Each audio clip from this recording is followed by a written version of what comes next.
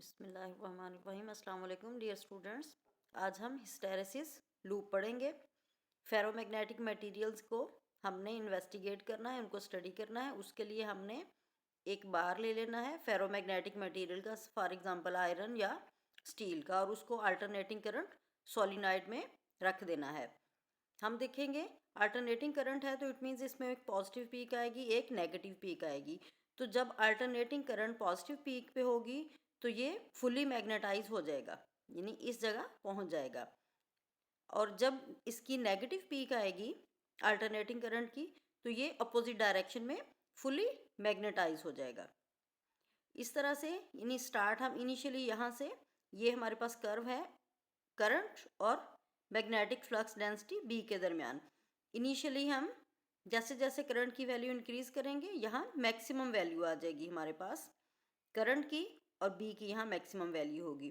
तो फिर अगर करंट हम डिक्रीज भी करते हैं, यहाँ पहुँच जाएंगे, करंट तो ज़ीरो हो गया लेकिन बी की वैल्यू स्टिल एग्जिस्ट करेगी। फिर हमारे पास जब नेगेटिव पीक आएगी तो यहाँ अपोजिट डायरेक्शन में फुली मैग्नेटाइज हो जाएगा मटेरियल, और दोबारा जब करंट की वैल्यू ज़ीरो होगी फिर यहाँ मैग्नेटिक फ्लक्स डेंसिटी की वैल्यू फिर भी हमारे पास कुछ एग्जिस्ट करेगी।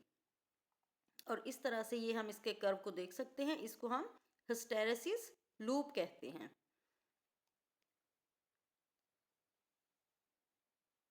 इसके डिफरेंट फीचर्स को हम स्टडी करेंगे। पहले तो सबसे हिस्टेरेसिस कहते किसको हैं? The portion of OA of the curve is obtained when the magnetizing current I is increased and AR is the portion when the current is decreased। यानी ये O से A तक करंट मैक्सिमम है, फिर A से R पे current decrease होके current की वैल्यू आपके पास ज़ीरो हो गई है। It may be noted that the value of the flux density for any value of the current is always greater when the current is decreasing than when it is increasing. That is, magnetism lags behind the magnetizing current. This phenomena is known as hysteresis. Second point है हमारे पास saturation. Saturation का मतलब होता है maximum. The magnetic flux density increases from zero and reaches a maximum value. At this stage the material is said to be magnetically saturated. यानी maximum जब उसमें मैग्नेटिक फील्ड फ्लक्स डेंसिटी की value हो जाती है तो हम कहते हैं ये मटेरियल फुली मैग्नेटाइज्ड है, तो सैचुरेशन में है। थर्ड पॉइंट है हमारे पास रिटेंटिविटी। इसको रेमिनिसेंस भी कहते हैं, रिटेंटिविटी भी। When the current is reduce to zero. अब यहाँ से देखें हमने आर से करंट को ज़ीरो कर दिया, यहाँ पे करंट हमारे पास ज़ीरो हो गया। The material still remain strongly magnetize, लेकिन मैग्नेटाइजेशन की वैल्यू हमारे पास एग्जिस्ट कर रही है। देखें यहाँ ज़ीरो, ये अच्छी खासी वैल्यू है पॉइंट आर पे। It is due to the tendency of domains to stay partially in a line once they have been aligned। यानी डोमेन्स अब भी किसी हद तक अलाइंड हैं, इसलिए बी की वैल्यू यहाँ एग्जिस्ट कर रही है अगरचे करंट की वैल्यू ज़ीरो हो गई है। फोर्थ पॉइंट है कुरिसिविटी।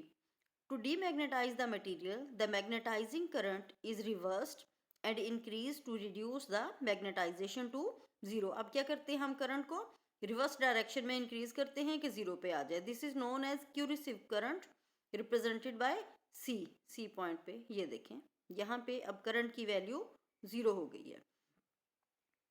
The coercivity of steel is more than that of iron as more current is needed to demagnétize it। Steel hard material है तो इसमें ये वैल्यू यहाँ से ज़्यादा है, आयरन के लिए ये वैल्यू कम है। सी के लिए ये आयरन का कर्व है और ये स्टील के लिए है। Once the material is magnetized, its magnetization curve never passes through the origin. Instead, it forms the closed loop ACDC-A, which is called hysteresis loop। इसमें देख लें, इस डायग्राम में देखें कि इनिशियली O से A तक मैक्सिमम करंट P और B की वैल्यू, फिर आपने करंट को डिक्रीज करना शुरू किया, यहाँ करंट ज़ीरो हो गया, लेकिन मैग्नेटाइजेशन फिर भी मौजूद है। फिर आपने रिवर्स डायरेक्शन में करंट को इंक्रीज किया तो यहाँ फिर दोबारा नेगेटिव पीक आ गई, ये पॉइंट आ गया, यहाँ से फिर कम होते हुए करंट फिर यहाँ पे इस पॉइंट पे ज़ीरो हो गया, लेकिन मैग्नेटाइजेशन की वैल्यू फिर मौजूद है।